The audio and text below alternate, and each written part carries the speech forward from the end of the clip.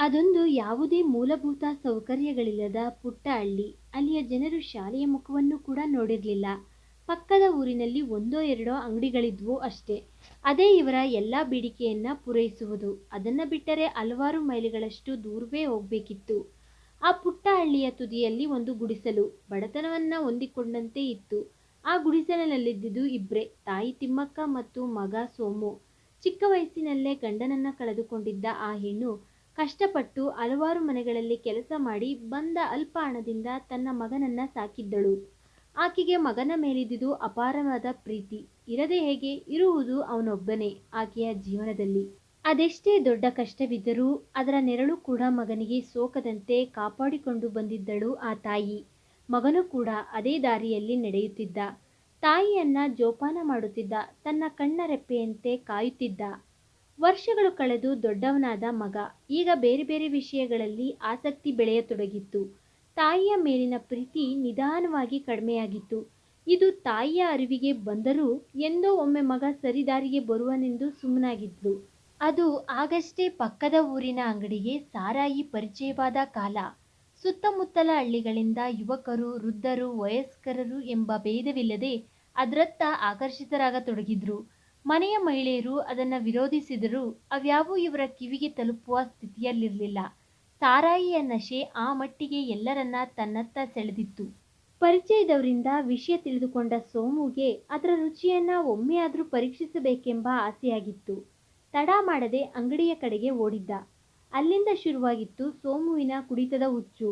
ಹಗಲು ರಾತ್ರಿ ಎನ್ನದೆ ಊಟ ತಿಂಡಿ ಇಲ್ಲದೆ ಸಂಪೂರ್ಣವಾಗಿ ಅದರ ದಾಸನಾಗಿ ಹೋಗಿದ್ದ. ಯಾವ್ಯಾವುದೋ ದಾರಿಯಲ್ಲಿ ಮೋರಿಯಲ್ಲಿ ಕುಡಿದು ಬಿದ್ದುಕೊಳ್ಳುತ್ತಿದ್ದ. ಸಿಕ್ಕವರಿಗೆ ಬಾಯಿಗೆ ಬಂದಂತೆ ಮಾತನಾಡುತ್ತಿದ್ದ.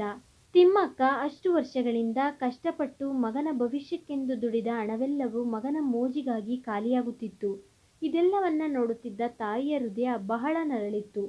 ದಿನದಿಂದ ದಿನಕ್ಕೆ ನಿಧಾನವಾಗಿ ಸಾಯುತ್ತಿರುವ ಮಗನನ್ನ ಹೇಗ್ ತಾನೇ ನೋಡಿಯಾಳು ಆ ತಾಯಿ. ಅದರ ಜೊತೆಗೆ ಅವನ ತನ್ನ ಮೇಲಿನ ನಿರ್ಲಕ್ಷ್ಯವನ್ನ ಸಹಿಸಬೇಕಿತ್ತು. ಬುದ್ಧಿ ಹೇಳಲು ಹೋದ್ರೆ ಸದಾ ಮದ್ಯದ ನಶೆಯಲ್ಲಿರುವವನು ಕೇಳುತ್ತಿರಲಿಲ್ಲ. ಒಮ್ಮೊಮ್ಮೆ ಕೇಳಿದರೂ ಕೇಳದಂತೆ ಎದ್ದು ಹೋಗ್ತಿದ್ದ. ಇಲ್ಲವೆಂದರೆ ಕೈಗೆ ಸಿಕ್ಕ ವಸ್ತುಗಳನ್ನ ಹಿಡಿದು ತಾಯಿಗೆ ಒಡೆದು ಬಿಡುತ್ತಿದ್ದ.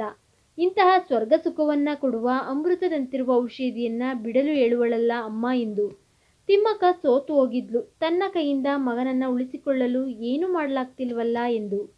ದಿನೇ ದಿನೇ ಆತನ ಕುಡಿತದ ಹುಚ್ಚು ಹೆಚ್ಚಾಗ್ತಲೇ ಬಂತು.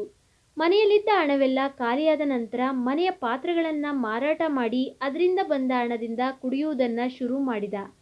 ಅದಾದರೂ ಎಷ್ಟು ದಿನ ಅಂತ ಬಂದಿತು.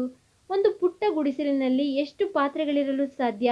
ಅದು ಕೂಡ ಖಾಲಿಯಾಗ್ತಾ ಬಂತು.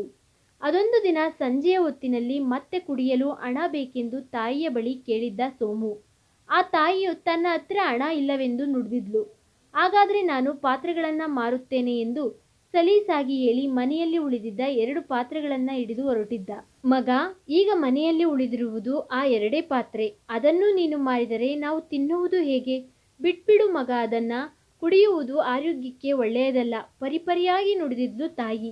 ಅದು ನಿನ್ನ ಸಮಸ್ಯೆ, ಏನ್ ಬೇಕಾದ್ರೂ ಮಾಡ್ಕೋ. ಆದ್ರೆ ನಾನೀಗ ಕುಡಿಲಿಲ್ಲ ಅಂದ್ರೆ ಸತ್ತೇ ಹೋಗ್ತೀನಿ.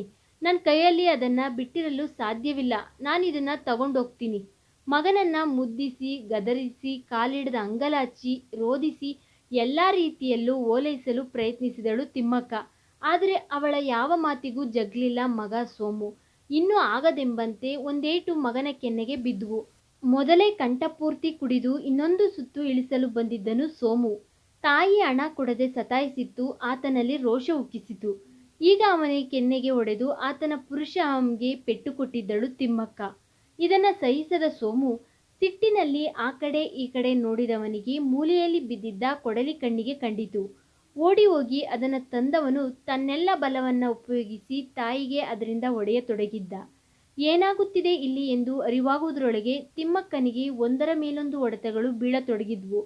ಮೊದಲೇ ಅತಿಯಾಗಿ ನೊಂದಿರುವ ಜೀವ ಚಿಕ್ಕ ವಯಸ್ಸಿನಿಂದ ಕೆಲಸ ಮಾಡಿ ಮಾಡಿ ಮೈಯಲ್ಲಿ ಮಾಂಸವೇ ಇಲ್ಲದಂತೆ ಕೃಶವಾಗಿತ್ತು.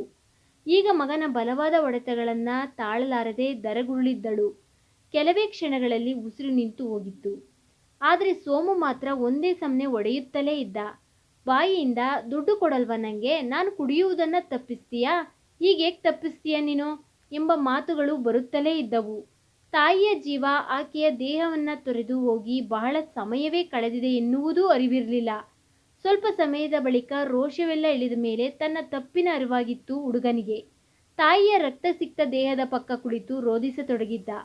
ಆದರೆ ಅದರಿಂದ ಅವನ ತಾಯಿಯ ಜೀವ ಮರಳಿ ಬರುತ್ತದೆಯೇ, ಈಗ ಯಾರಾದರೂ ಇಲ್ಲಿ ನಡೆದ ಅನಾಹುತವನ್ನ ನೋಡಿದರೆ ಎಂಬ ಭಯ ಶುರುವಾಗಿತ್ತು. ಹಾಗಾಗಿ ತಿಮ್ಮಕ್ಕನ ಶರೀರವನ್ನ ಒಂದು ಚೀಲದಲ್ಲಿ ಹಾಕಿ ರಾತ್ರೋರಾತ್ರಿ ಅದನ್ನ ಬೇರೆಡೆ ಸಾಗಿಸಿ ತನ್ನ ಅಪರಾಧವನ್ನ ಮುಚ್ಚಿ ಹಾಕುವ ಯೋಜನೆ ರೂಪಿಸಿದ್ದ. ಅಂತೆಯೇ ಆಕೆಯನ್ನ ಒಂದು ಗೋಣಿಚೀಲದಲ್ಲಿ ಹಾಕಿ ಅದನ್ನ ತಲೆಯ ಮೇಲೆ ಹೊತ್ತುಕೊಂಡು ಊರಿನಾಚೆಯ ದಾರಿಯಲ್ಲಿ ಹೊರಟ. ದೂರ ಬಂದವನು ಯಾರಾದರೂ ತನ್ನನ್ನ ಹಿಂಬಾಲಿಸುತ್ತಿರುವರ ಎಂದು ಹಿಂದೆ ತಿರುಗಿ ನೋಡಿದಾಗ ಎದುರಿಗಿದ್ದ ಒಂದು ಕಲ್ಲನ್ನ ಗಮನಿಸದೆ ಎಡವಿದ್ದ. ಮಗ ಹುಷಾರು, ಮುಂದೆ ನೋಡ್ಕೊಂಡು ನಡಿ.